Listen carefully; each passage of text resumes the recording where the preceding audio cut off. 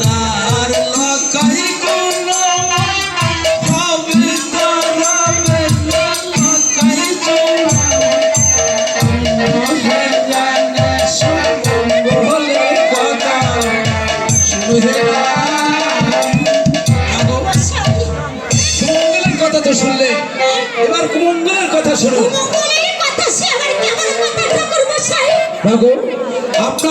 আপনার প্রাণেশ্বর ওই ছয়পুত্র সপ্ততরী নিয়ে বাণিজ্য করতে গেছে না?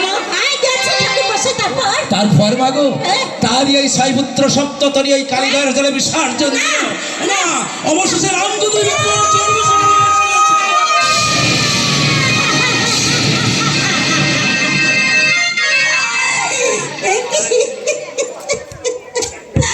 ও মা, এ দোষ তার আমার না মাগো।